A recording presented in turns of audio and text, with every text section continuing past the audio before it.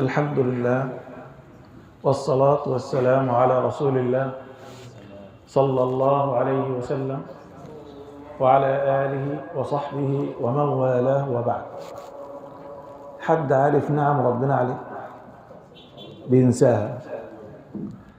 الله تعالى يقول لكم: وما بكم من نعمة فمن الله.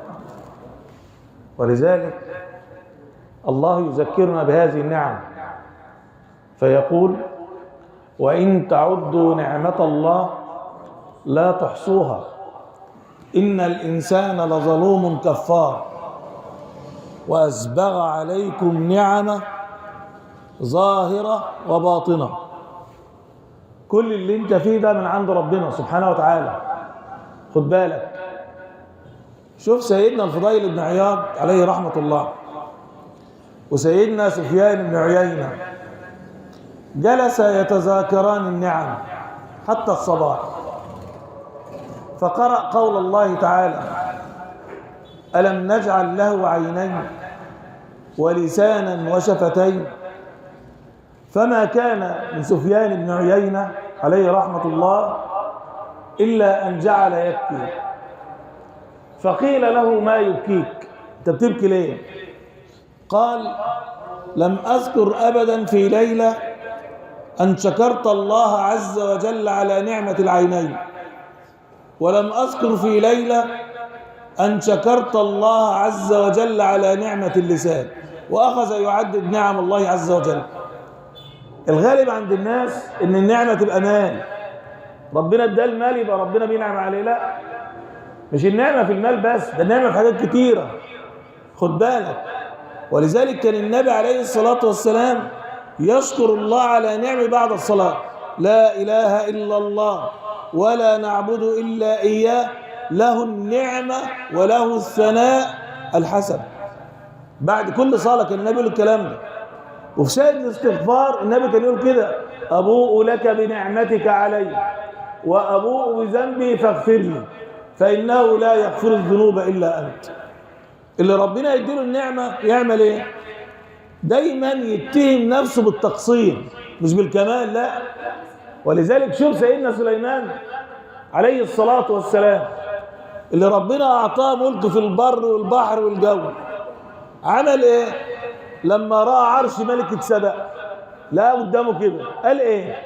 قال: هذا من فضل ربي ليبلوني أشكر أم أكفر.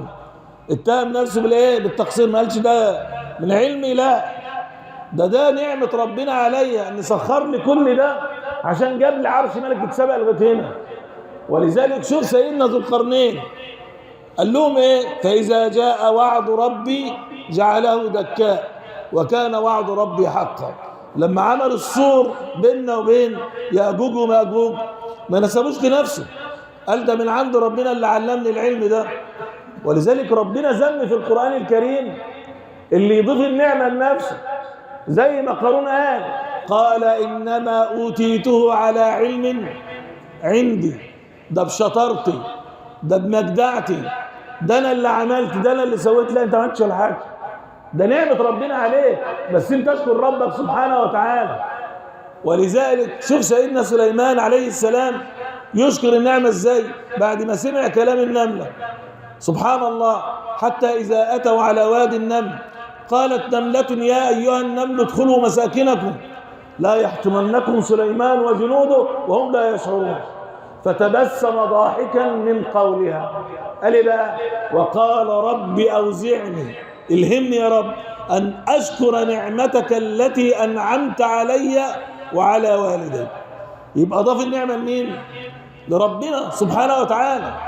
ولذلك شوف النبي عليه الصلاة والسلام ربنا غفر له ما تقدم من ذنبه وما تأخر، طول الليل قيام حتى تتورم قدماه. ومن عائشة تقول له: يا رسول الله تقوم الليل وقد غفر الله لك ما تقدم من ذنبك وما تأخر؟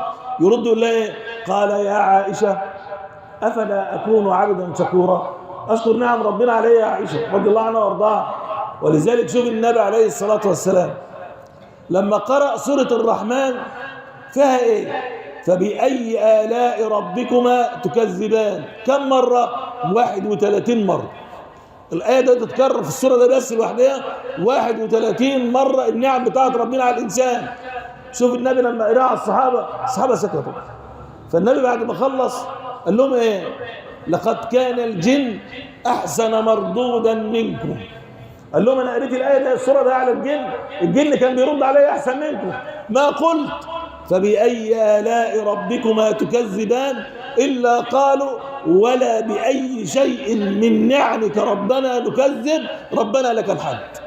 يبقى أنت لما تكون في نعمة تحمد مين؟ تحمد ربك. ولئن شكرتم لأزيدنكم.